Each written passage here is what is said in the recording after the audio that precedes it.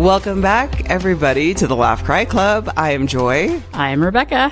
Hi, everybody. Hi, friends. Hey, friends, everybody. Humans out there trying to live life in this crazy time. What a time to be alive. What a time to be alive. We are two licensed therapists. If you are new to the show, we've been doing this for over 2 years now. So proud of us. We have plenty of experience in behavioral health, mental health. Rebecca and I have been in the trenches, treating patients, doing all of the treatment types that you see on Instagram and TikTok. We're a good source to listen to. If you have a question or if you ever have a topic you want us to address, we are happy to do so. Thank you to anyone who reaches out. We read all of your messages, and we are kind of making a little bit of a list of things that we want to talk about in future episodes based on your requests. So know that we hear you, see you, and love you. Today, and I have to just give a caveat, Rebecca and I were talking about this before we hit record because I saw Tori Amos in concert last night for the first time. Whoop. I'm so excited for you. At Red Rocks. We got to say that. Red Rocks, which is like a dream venue, dream artist. Yeah. It was one of those moments where I was like, why have I never seen her live before? I was like kicking myself. But you know what?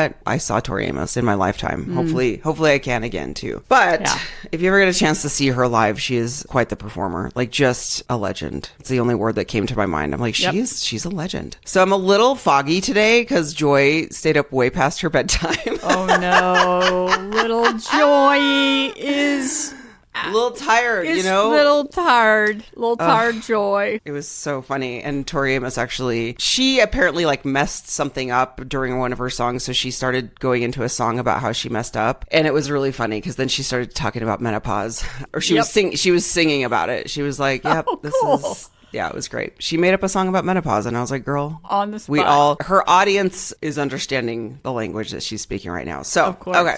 As we've said before, we usually pick a topic that is relevant in the world or something we've done real crime topics before addressing behavioral health as it relates to why people do what they do. And someone wrote in with such a lovely and tragic question that we thought it would be really important to address this, which is when there is a disaster or, such as the wildfires in Washington, Colorado has had it. So many states, California.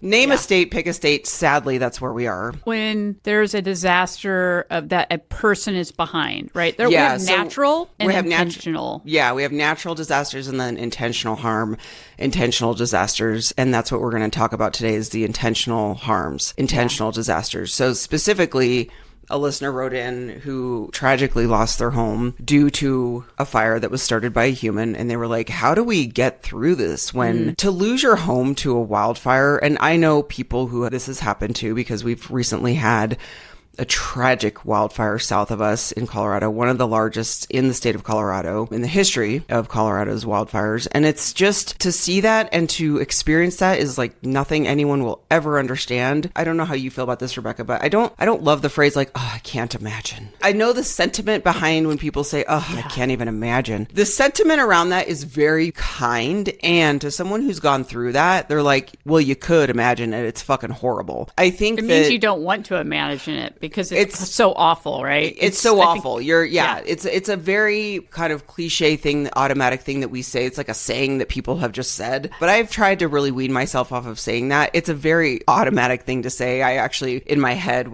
I had a friend go through something pretty tragic this past week. In my head, I was like, I can't even imagine. And I was like, you could. When it happens to you, you could imagine it. It is possible. So it is layers upon layers of complicated grief. So you are, first and foremost, processing the trauma of losing all of your belongings, the foundation of where you lay your head at night. So you're going through the shock of that. Then when you have knowledge or you find out someone was actually behind the cause of this tragedy, how do you even begin to process that? Like, how does your brain begin to process that? Because there's not a simple answer. Very much like processing probably complicated grief, which takes time. You're going to go through all the different stages of grief. Your mind is going to be swirling because, as we've talked about before, we are wired for survival. And with that comes your brain trying to constantly make sense of things because it's trying to look at danger and safety and figure out what do we do with this. And when something like this tragically has happened, it is intentionally been done to you, it rocks our foundation of what we think humanity should be. I think we all go around like everybody should be doing the right thing, following the laws, being good people, respecting their neighbors, treating people with kindness, like all those kind of golden rules that we're all raised with. And then when people don't act like that, we can't make sense of it. Your brain's trying to make sense of something you cannot make sense of because there is not going to be a good reason. There's never going to be a good reason.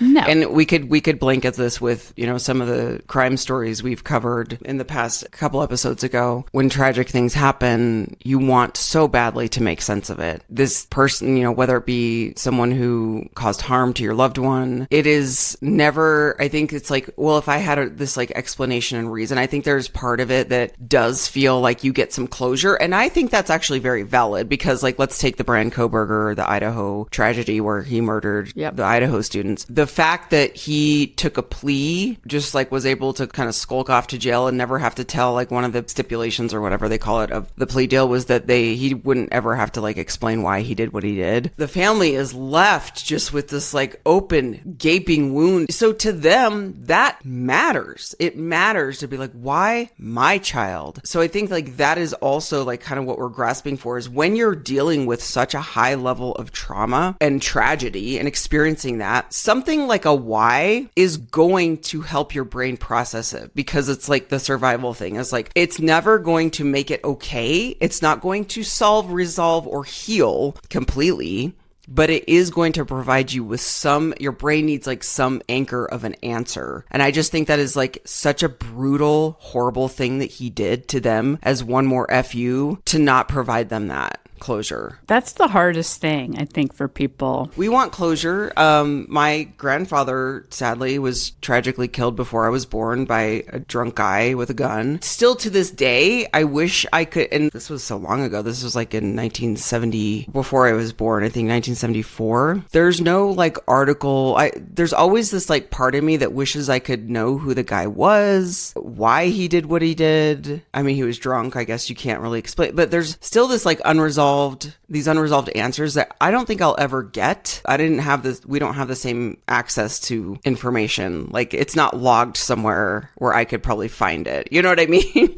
Of like the name of, I would love to know the name of the guy. I would love to know if his family's still around. To be like, do you know that, you know what I mean? Like there's a lot of these unanswered questions. And my mom and her family, they were in such grief and tragedy at the time. They never followed.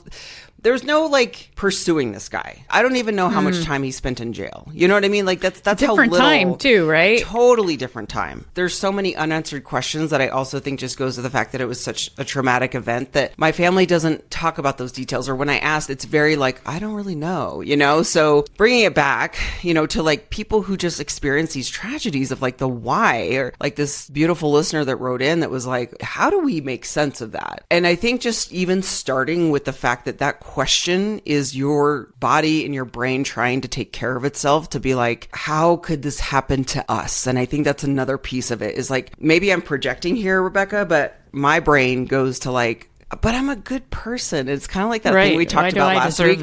That last week where it's like, you assume that good things are going to happen to you in life, like the Anderson Cooper podcast I was talking about, where it's like all through this family that lost their daughter tragically to brain cancer was like, you kind of go through your life assuming that like only good things are going to happen. As a side note, he had Travis Barker on this week, who is obviously, everyone probably knows Travis Barker, the drummer to Blink 182 and, has been in a million other projects, married to Kourtney Kardashian. He was in a tragic plane accident. So he was just talking about like that same notion of we kind of go through life and you have to understand that your life is not going to be this like floating along. You wake up every day, you have a nice life. Like tragedies are going to happen. But I think what's hard in this situation, especially with this listener writing in, and I'm projecting, like I was saying earlier, like, I wonder if you do this, where it's like, but I'm a good person. And like, why me? Right. And like, why doesn't this guy know that he or they or whoever did this, don't they know that like there's people on the other side of this that are affected by your behaviors? That is the heart, like that some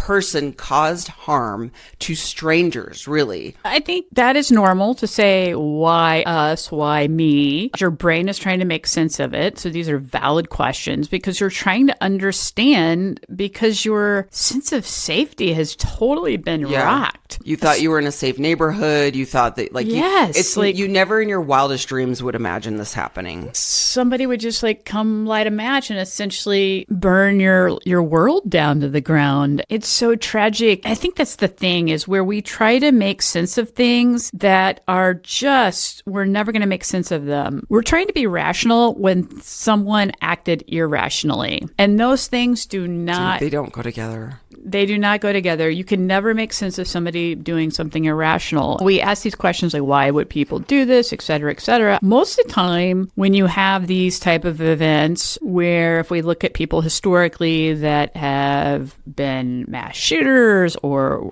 arsonists, they are individuals that generally get diagnosed with a personality called antisocial personality disorder. I've worked with tons of antisocial people. Joy probably has too, being in the criminal justice system. And I'm not saying that everybody in the criminal justice system are antisocial, but it is pretty prevalent. And these are people that typically are going to have no remorse, very impulsive, and doing reckless behaviors. So it's not like when somebody goes to light a fire somewhere, they're thinking, I'm going to burn down 5,000 people's homes or destroy people's lives. They are not even thinking about it. It's super impulsive. They just lack empathy. And they're generally people that are breaking rules. And so you can't rationalize with that person. Like, even if you had the ability to sit in front of them and say, why would you do this? They might be like, I did it because I was pissed off at so-and-so. I never even thought that this would get out of control. So I don't think, like, you're trying to make sense of something that you just can't make sense of. People have bad behaviors, do bad things because they make bad decisions. And that's the hard part, because we grow up with like these strong values of like when we're good people, and it's like, we talked about this before, like where I don't understand road rage, where I'm like, I'm a nice person. Why would you do, it feels personal. It's hard to not take it personal. Because the behavior's directed at you, right? You're a victim. You're a victim of a crime. Yeah. You know, I just think, like, how could someone get to this point of, like, if they're an arsonist and they're deliberately setting fires, you know, whether it be to just, they're obsessed with pyromania, they have pyromania, you know, whatever the case may be. But I think that, let me just blanket this too. It's like, whatever we say is not going to make you feel better. It might help you understand it to where you can kind of create what we want to do here in this situation. And in this episode is create a little bit of space. If you just can imagine like the anger and the hurt and the feelings that you're feeling, and kind of like space, put a little bit of breathing space in between that and kind of what happened, because it's never going to be a place where you're like, oh, okay, I get it. I feel so much better. It's going to continue to hurt, but understanding it creates a little bit of space to where you can feel those feelings and also not have it just be, you know, all consuming. And I think with time, that does help. Understanding that it takes someone who has a very long standing pattern of disregarding other people's rights, safety, and well-being. If you can just think about that, this is a this person did not just wake up one day and decide to commit a crime. It is a long standing pattern of disregarding people's rights, safety, and well-being. So you can kind of look at this and be like, blanket statement, this is how someone lives their life. I was unfortunately within their zip code of their destruction. Right. So that would be random, right? It's like, I think this gets to be like a touchy top area of this conversation a little bit, because yes, everybody is a victim. It doesn't mean that sometimes it's just random. You're randomly wrong place, wrong time. That leads to us like feeling this unpredictableness of our lives, which honestly, we don't like. We want everything to be very predictable. We want a routine. We want to know exactly what we want. Actually, most of us are living our lives trying to avoid unpredictability because it hijacks our nervous system. We don't like it. We don't feel good. We want to stop it. But we actually live in a lot of unpredictability. I think that's what we got to realize. I don't know if it was you that said this our last episode, or where I read this or heard this, but I thought I read or heard something that we like kind of this line of thought where you were saying, like, everybody thinks that, oh, our lives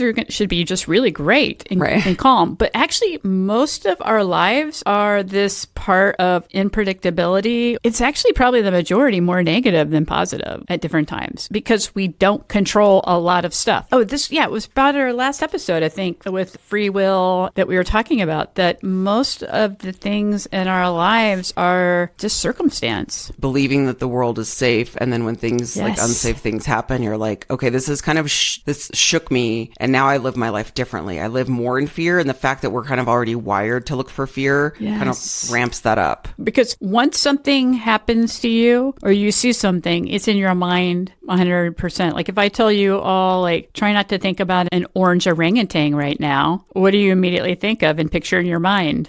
Yes. You pick up the orange orangutan. Yeah. Or like if I had you say, think of eating a lemon, you immediately have a response. Like, I'm starting to salivate right now. So it's like once you have an experience, and if you have been a victim or the receiving end of some sort of harm, you are now going to be hyper vigilant about that harm, the fear of being safe. So you're always going to be scanning now everywhere for safety. Right. Places that you never thought you would be unsafe, but it's going to bring this up for you. Like I said before, it won't make it feel better, but I think it like helps explain. And I also want to highlight how much this is like a grieving process. Maybe we look at this as grieving not only what was taken from you, maybe you feel like your safety and your view of the world was taken from you. Yes, you have the material things, and you even have things that were very special to you. Think of everyone right now. Like, think of the things that you have in your house that are very special to you, that have a lot of meaning to you, and that's completely gone, that those anchors are gone. This is what I also hear people say when they go through things like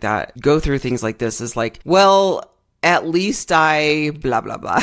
Or I know someone who had it worse than me. Like, they do the comparative suffering. They start to, which I understand too, but it's almost like a way for them to be like, well, I guess at least I'm still alive. And that sentiment is great, but it also, I want people to be able to be angry and mad and sad. Really dive into those feelings. And it's okay to be like, I'm really pissed. I'm going to live in this grief for a while, because I think it's almost, we have to balance our grief and our anger with, but I'm also grateful that at least this didn't happen. You know what I mean? It's like, well, you can grieve and just like sit in your grief. Because you're grieving doesn't mean I don't think that you're like not grateful for the fact that you're alive. Being grateful is great as part of kind of recovery and processing grief. I find it also, I think we do this as humans, we kind of gaslight ourselves. I feel like when we say, oh, I'm so grateful, like at least we all made it out. True, 100%, we are all very grateful for it. But what you do is you gaslight yourself into maybe not allowing yourself to feel the emotions that you need to, or suppressing. I think it's a way we try to suppress it. And we've learned this. We all do this. I don't know where this came from, but we all learn to be like, oh, I guess I should be okay with this. It's like essentially like I'm saying, I'm okay, but I'm really not okay. And I shouldn't have these feelings because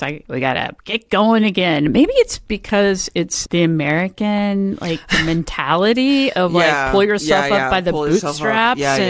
Don't be a baby and get moving on. Be grateful for what you have, at least. And it's like, again, I understand the at least mentality, but let's not do that right now. If you've gone through a tragedy, like go to the place of extreme grief, extreme sadness, extreme anger, and like let it fly.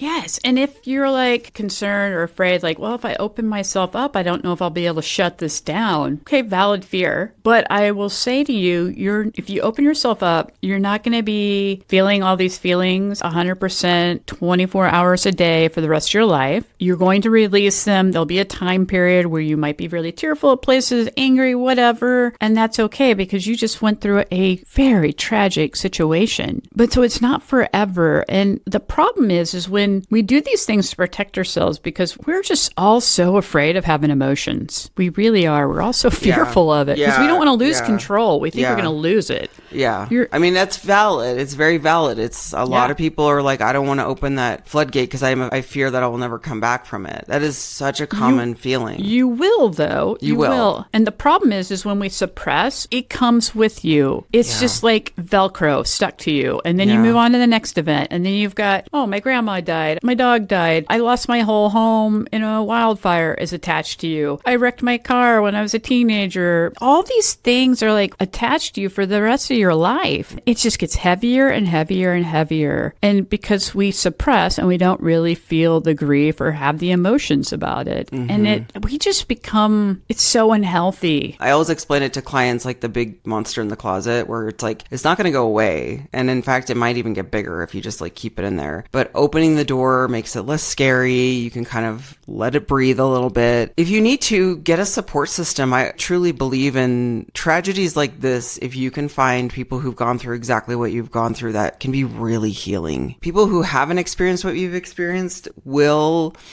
most of the time try to go into fix-it mode. Like, what can I do to help? Or, hey, let's do something to make you feel better. When you may just need to sit with other people who've gone through it in the same room and be like, this is just, I don't even know where to begin. And people looking at you and being like, yeah, I understand exactly how you're feeling is the most therapeutic thing in the world. Sometimes even more, sometimes more therapeutic than going to a therapist, in my opinion. Honestly, in therapy, that's what we do all day long, is validate. That's our number one thing. If anybody's coming in with something, we are validating how you're feeling. Like, yep, you have every right to feel that. Yep, that is a true feeling for you, and I am here to walk beside you. A few things here, practical tips on how to kind of start establishing or helping yourself or allowing yourself to feel these emotions is one, let's reestablish safety, because the biggest thing is you don't feel safe. And so we have to reestablish that. And it looks different for anybody because your nervous system is like, I need some stability right now. What is that? So think about, what does that mean for you? What do you need? Do you need physical safety? Do you need community? Do you need a mental health support? What is it that you need? So really think about some of those practical tips to reestablish safety. And then I think you need to, before we kind of start processing things, that's the first thing, is stabilize yourself. But then, like you were talking about, connecting with other people, self-help groups, support groups,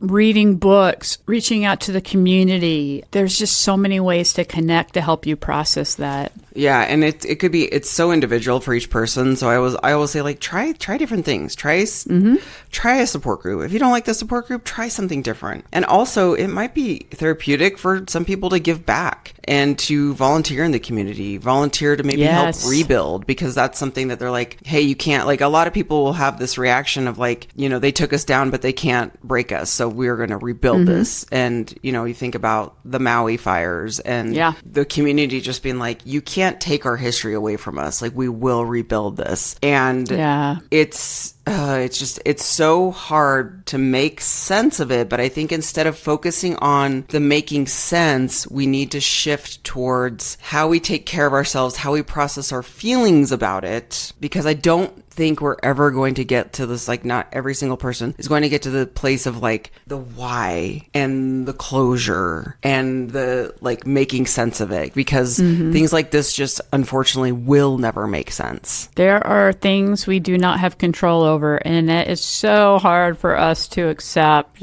The worst. Things happen to good people all the time. It's super unfortunate, but that is how life is. It's just things happen, and then we have to kind of pick up the pieces. But again, it's not pick up the pieces and move forward without processing and feeling the feelings. It's allowing yourself to grieve appropriately and take care of yourself. Be good to you. You've got to handle yourself with care. I think really focusing on day by day. That's where we bring in some mindfulness. I'm not saying go out and meditate. If you want to, great. Let's bring it back into the small picture. What's happening right in front of me? Like, what can I touch? What do I need for some grounding? Like, what's my next meal? Day to day rather than big picture, because oftentimes when these events happen, our brains are immediately going to big picture. Like, oh my God, how am I going to rebuild this? What am I going to do? And it's like, oh my gosh, that is super anxiety provoking. That's a big step. Yeah. And that's like a big right now, jump. we're in, just think of where you're at in the stages. And I know there's certain things and there are other people like needing your attention, like probably insurance companies or FEMA, the government, your local community needing your attention. But try not to get too wrapped up in what all these other people are needing from you and being able to take time for yourself. Yeah. And also realize if something like this has happened to you, it's essentially a victim of a crime. I don't want to label it in the terms of, because I know some people are like, I don't want to be like labeled a victim. When you kind of look at it as you are a victim of a crime, that you are entitled to like certain support, certain services. Understand that you are in a club that no one wants to be in, but you're in good company. Like, unfortunately, but there's so many victims of crimes out there that you are not alone in your feelings. And that's why I would reiterate, support groups. But even just choosing now to be like, that is something that was completely out of control. Maybe someone in this situation is then going to pivot to be like, now I want to do things that I can control. And you'll see a lot of victims of crimes turn to this where they're like, I'm going to start a foundation, or I'm going to get this law changed because they don't want the same thing to happen to them, or they don't want what happened to them to happen to other people. So it's part of their healing process. It's part of their healing process. Giving back. Yes. So I think what people who have gone through this, and again, I'm thinking of our listeners, like, develop your own personal like mission statement of what it looks like for your heart to heal, gain some sort of foundation and footing again. And that could look different every year, every day,